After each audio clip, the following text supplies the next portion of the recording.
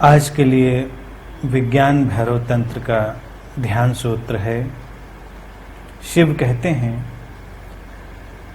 सांसारिक कार्यों में लगे हुए अपने अवधान को दो श्वासों के बीच टिकाए रहो। इस अभ्यास से थोड़े ही दिनों में नया जन्म हो जाता है।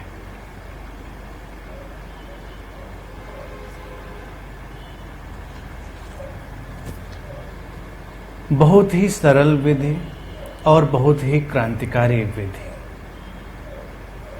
आज के आधुनिक मनुष्य के पूर्णतया अनुकूल विधि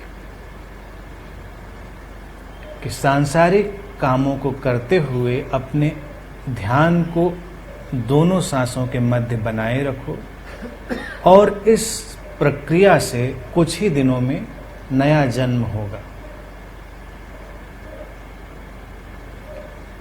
प्रायः लोगों की उलझन यही है कि ध्यान कैसे करें, वक्त नहीं मिलता।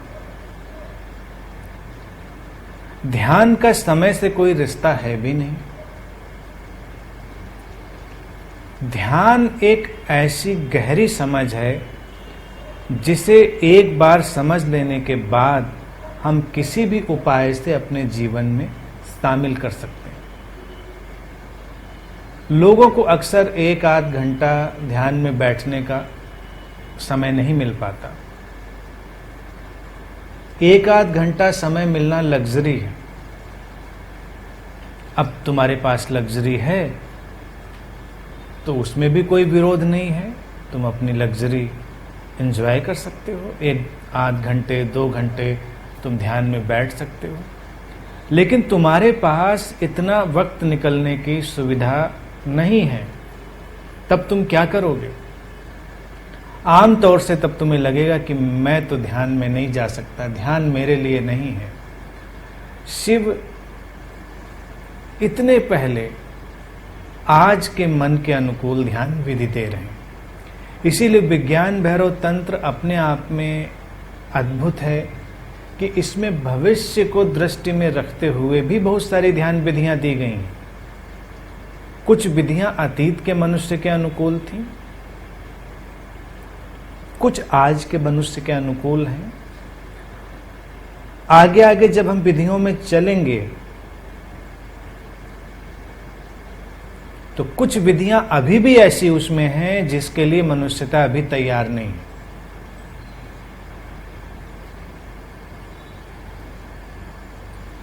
अभी वक्त लगेगा जब मनुष्यता उसके लिए तैयार होगी। ये विधि उस प्राचीन समय में आज के वक्त के लिए थी कि अपने काम करते रहो, कामों से हटो नहीं, लेकिन सारे कामों को करते हुए अपने ध्यान को दोनों सांसों के बीच बनाए रखो। शुरुआत में मुश्किल हो सकती है, लेकिन अगर धीरे धीरे तुम इस पर काम करते चले गए, कभी तुम्हारी सांसें चूक जाएंगी, कभी तुम्हारे काम में कोई चूक हो जाएगी, कभी तुम सांसों का जो गैप है, अंतराल है, उसे चूक जाओगे। लेकिन धीरे धीरे तुम देखोगे कि वो पकड़ में आने लगा है। इस विधि को निरंतर ही अभ्यास करने के लिए कहा गया है। हमेशा सुबह आँख खुली और विधि प्रारंभ, सोने गए तुम तब तक विधि चल रही है। कुछ भी तुम कर रहे हो, अपने सांसों के अंतराल की ओर लौट आना। लेकिन जिस दिन तुम्हें ये पकड़ में आई, तुम हैरान रह जाओगे कि कितना बड़ा बदलाव लाती। ये छोटी सी बात तुम्हारे जीवन में बहुत बड़ा बदलाव लाती। अगर तुम अपने कार्यों के साथ इस अवधान को उपलब्ध हो सको तो तुम्हारे कामों की गुणवत्ता बदल जाएगी, उनकी क्वालिटी बदल जाएगी। तुम्हारे कार्य अधिक सुंदर और सहज हो जाएंगे। और एक अजीब सी चीज ये घटेगी इस विधि में कि तुम अपने कार्यों से डिटैच हो जाओगे। तुम अलग हो जाओगे। तुम अपने कर्तापन से डिटैच हो जाओगे। काम चल रहे होंगे, तुम्हारा ध्यान अपने सांसों के अंतराल पे है और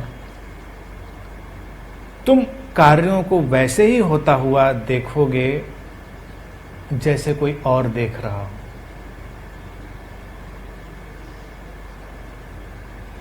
तुम किसी से बात कर रहे हो, बात करते समय तुम्हें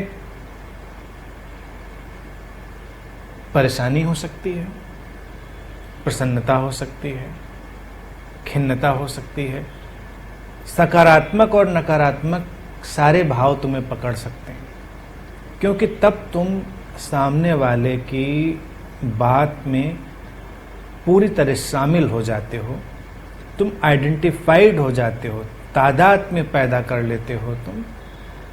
इस विधि का प्रयोग अगर किया जाए तो बात करते हुए भी तुम अपने सांसों के अंतराल पर लौट आए हो। बातें चल रही हैं लेकिन तुम अब कहीं अलग हो गए हो, वो तुम्हें प्रभावित नहीं कर रही।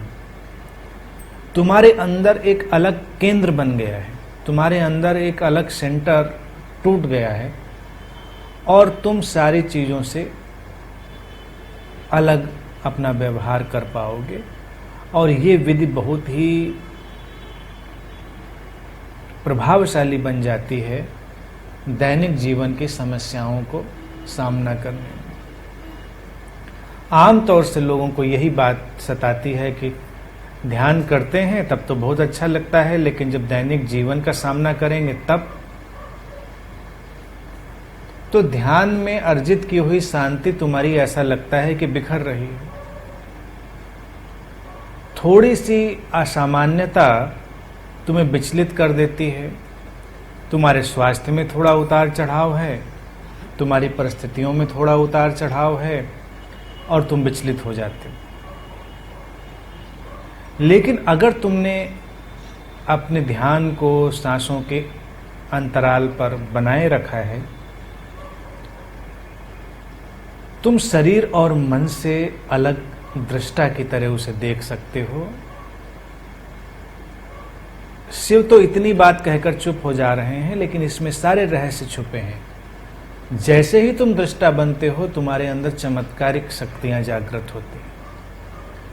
तुम्हारे शरीर और मन के सारे हीलिंग फोर्सेस, सारी स्वास्थ्यकारी शक्तियां जागृत हो जाती हैं। वो सोई हैं इसलिए क्योंकि हमने बहुत ज़्यादा तादाद में कर लिया है।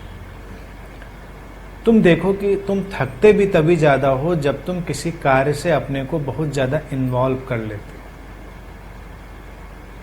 कभी कभी ऐसा होता है अनजाने में ही तुमने बहुत परिश्रम किया है लेकिन तुम बिल्कुल भी थके नहीं, तब अनजाने में ही तुमने इस विधि का उपयोग कर लिया होता है, तुम डिटैच हो गए हो। तुम कहीं सांसों के अंतराल पर या केवल अंतराल में चले गए। सांसों का अंतराल तो केवल एक प्लेटफॉर्म की तरह है, वहां से तुम प्रारंभ करोगे, फिर तुम देखोगे कि वस्तुतः बात केवल अंतराल की है, गैप की है। वो गैप है तुम्हारे आइडेंटिफिकेशन का, तुम्हारे जोड़ का। जब तक तुम दृष्टा हो, गैप है। तुम्हारा दृष्टा होना गया कि वो गैप गया, वो जोड़ गया। अनजाने में कभी कभी कुछ लोग दृष्टा बन जाते हैं और तब वो पाते हैं कि थकान तो हुई ही नहीं, हमने तो बहुत परिश्रम किया।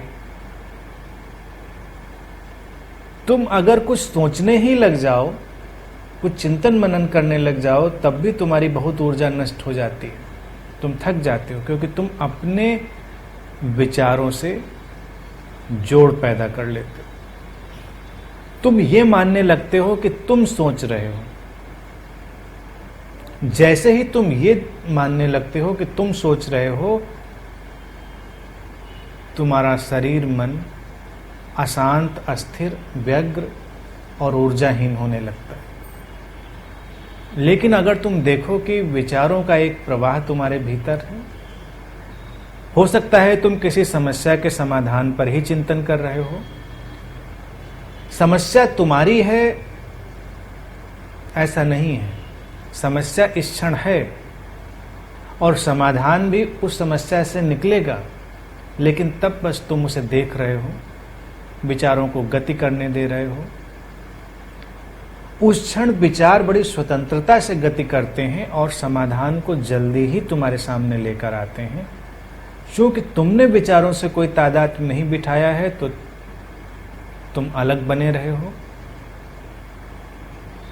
तुम्हारे लिए ये प्रक्रिया तुम्हें और ऊर्जावान बनाने की भी हो सकती है, लेकिन अगर ऐसा नहीं कर पाए तो थकान आएगी, तुम शक्तिहीन अनुभव करोगे। कई बार शारीरिक परिश्रम से ज्यादा लोग मानसिक परिश्रम से थकते हैं।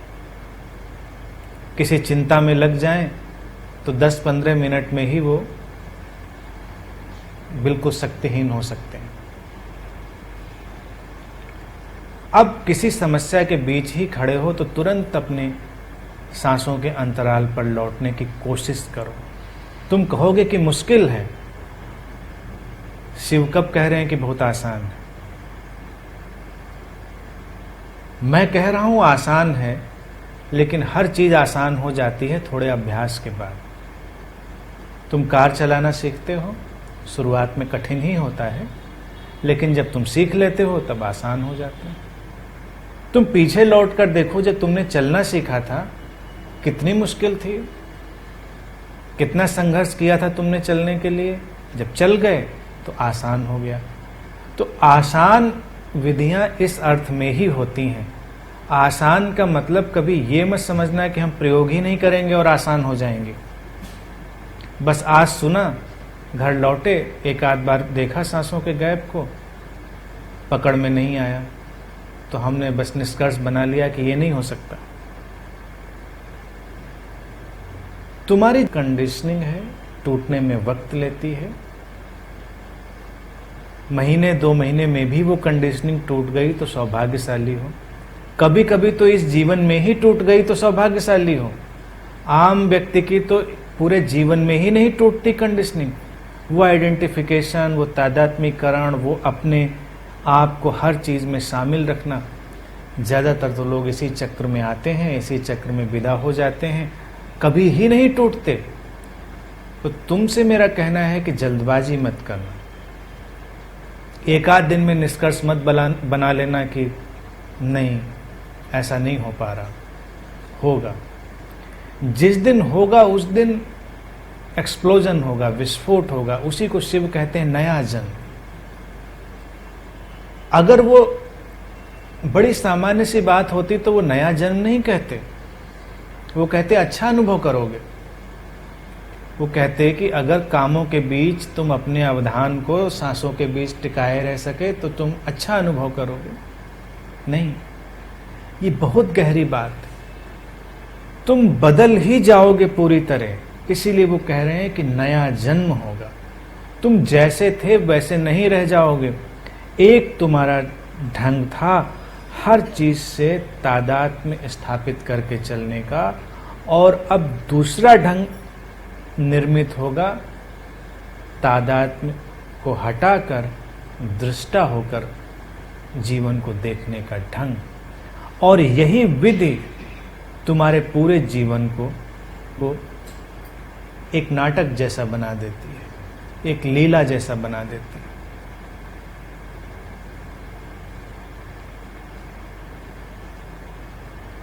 इसी विधि के आधार पर हिंदुओं का बहुप्रचलित कॉन्सेप्ट लीला प्रकट हो कि अगर तुम कामों के बीच लगे हुए अपने ध्यान में लौटते रहे उस अंतराल में, तो जीवन लीलामय हो जाएगा, नाटक जैसा हो जाएगा। तुम बस उसमें अभिनय कर रहे होगे अपने पात्र का, लेकिन तुम तो कहीं और हो। तुमने अभिनय किया, हट गए। जब अभिनय किया तो पूरी इंटेंसिटी से, पूरी तीव्रता से किया और पूरी लगन, पूरे मनोयोग से, लेकिन जब अभिनय कर दिया तो रिलैक्स हो गए, हट गए। ध्यानियों की अक्सर यही समस्या हो जाती है। उनको लगता है कि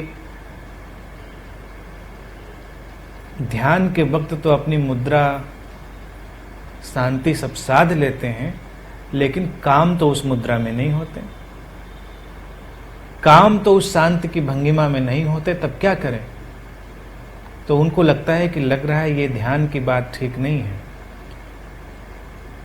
बाजार में तुम्हें अलग तरह से चलना पड़ता है, दुकान में तुम्हें अलग तरह से बैठना पड़ता है, तुम किसी व्यक्ति से डील कर रहे हो, उसके साथ बात कर रहे हो, तुम्हें अलग तरह से व्यवहार करना पड़ता है। यह विधि कहती है कि व्यवहार परिस्थिति में जो भी है उसको परिपक्वता से करो, जितने अच्छे ढंग से कर सकते हो करो, बस उससे दूर हटे रहो। अपने सांसों के अंतराल पर आने का इतना ही अर्थ है कि तुम दूर हट जाओगे, काम पूरा कर रहे हो। यहां तक कि तुम क्रोध का उपयोग भी कर सकते हो, लेकिन तब तुम्हारे लिए क्रोध उपकरण मात्र होगा। तुम क्रोध में पूरी तरह बह नहीं जाओगे। शिव ने ये विधियां दी और शिव के जीवन में बहुत सारे दृष्टांत हैं जब वो क्रोध का भी उपयोग कर लेते हैं, लेकिन उपकरण है। उस समय उनको पता है कि ये ऐसे ही होना है और फिर उसके बाहर हो जाते हैं। वो चिकित्सक की तरह है, सर्जिकल है। कभी कभी सर्जरी की जरूरत है, तुम सर्जरी करते हो, पीछे हट जाते हो। उस क्षण सर्जरी हिंसा नहीं है। अगर हम बिल्कुल सामान्य दृष्टि से देखेंगे तो किसी भी शरीर पर चीरा लगा देना हिंसा ही है, लेकिन कभी कभी कल्याण के उद्देश्य से चीरा लगा देना हिंसा नहीं है। ये विवेक तो एक ध्यानी को उत्पन्न ही करना पड़ता है। अगर ध्यानी अविवेकपूर्ण हो जाएगा तो उसका जीना दूभर हो जाएगा।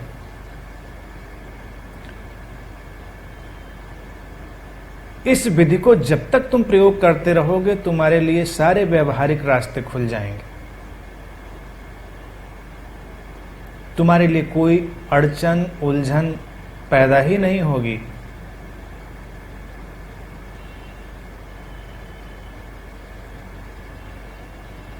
और क्या होगा? ध्यान का तुम्हारे लिए कोई सेट पैटर्न नहीं होगा। ध्यान की तुम्हारे लिए कोई रूपरेखा नहीं होगी, क्योंकि ध्यान तो कहीं अंदर हो रहा है, पता ही नहीं। किसको पता है? तुमको लोगों की दृष्टि से, लोगों के आकलन से यह विधि पूरी तरह मुक्त कर देती है। तुमको इससे कोई अंतर नहीं पड़ता कि लोग तुम्हारे बारे में क्या सोचते, क्या कहते हैं। जरा देखो, इस विधि में यह बात छुपी हुई है। तुम हो सकता है किचन में सब्जियां काट रहे हो, किसी को क्या पता कि तुम अपने ध्यान को दोनों सांसों के अंतराल पर रखे हुए हो। तुम गाड़ी ड्राइव कर रहे हो, तुम कोई भी काम कर रहे हो, सामने वाले को तो पता ही नहीं कि तुम क्या कर रहे हो, और तुम्हारी गुणवत्ता बदल रही है, तुम्हारी क्वालिटी बदल रही है। ये विधि इसीलिए चुनौतीपूर्ण भी है, चैलेंजिंग भी है, क्योंकि आम व्यक्ति ध्यान में जाना नहीं चाहता, ध्यानी दिखना चाहता है। शांत होना नहीं चाहता, शांत दिखना चाहता। रूपांतरित होना नहीं चाहता, रूपांतरित दिखना चाहता। तब तुम्हें आंख बंद करके आसन लगाकर बैठना जरूरी है। तब तुम्हें खास बातें करनी जरूरी हैं। अगर तुम खास बातें कर ही नहीं रहे हो तो कैसे पता चलेगा कि ध्यान के बारे में तुम कुछ जानते हो? तुम ध्यान, सतोरी, समाधि, कुंडलनी, चक्र, शरीर, मन, तरह तरह के जो उलझाव हैं उसकी तुम बात ही नहीं कर रहे हो। तुम तो बात फिल्म की कर सकते हो, तुम बात खेल की कर सकते हो, यहां तक कि तुम फिल्म में अभिनय कर रहे हो सकते हो, तुम नृत्य कर रहे हो सकते हो। सामने वाला देखेगा, कहेगा ध्यान कहाँ है यहां पर? लेकिन तुम अपनी सांसों के अंतराल में ठहरे हुए हो, तुम ध्यान में हो, कोई से जानता नहीं। लेकिन यह आनंद तुम्हारा है, और आनंद तो तुम्हारा ही है, दूसरे का तो हो नहीं सकता। जैसे तुम्हारा दुख तुम्हारा है। जब तुम दुखी होते हो या उदास होते हो, क्या उसमें कोई कुछ कर लेता है? ये केवल गलतफहमी है कि कोई कुछ कर देगा, तुम इंतजार करते हो। लोगों को भी लगता है कि कोई कुछ कर दे, कर तो कोई कुछ नहीं पाता। अपने दुख को तुम ही महसूस करते हो, वो अपने ही ढंग से आता है और अपने ही ढंग से जाता है। उसके साथ तुम ही कुछ करते हो, कोई दूसरा नहीं कर सकता, क्योंकि वो तुम्हारी ही यूनिक लाइफ स्टाइल से, तुम्हारी ही एक अद्भुत अद्वितीय जीवन शैली से पैदा हुआ है, जिसके बारे में किसी दूसरे को ज्ञान नहीं हो सकता। ऐसे ही जब तुम्हारे अंदर आनंद पैदा होगा, तुम्हारे ही अंदर पैदा होगा, इसे कोई और जानेगा नहीं, इसे कोई प्रमाणित भी नहीं करेगा। कल को कोई आकर तुमसे कहे कि तुम आनंदित हो गए हो, तुम अगर नहीं हुए हो तो क्या फर्क पड़ता, और अगर तुम हो गए हो तब भी क्या फर्क पड़ता। इस विधि के प्रयोग से ही बुद्धत्व जैसी घटना का आविर्भाव होता है, क्योंकि बुद्धत्व, एनलाइटनमेंट एक ऐसी घटना है जो स्वयं ही स्वयं के भीतर घटती है। तुम ही प्रकाशित हो जाते हो, तुम्हारा ही रेसा रेसा बदल जाता है। कोई कह नहीं सकता कि ऐसा हुआ।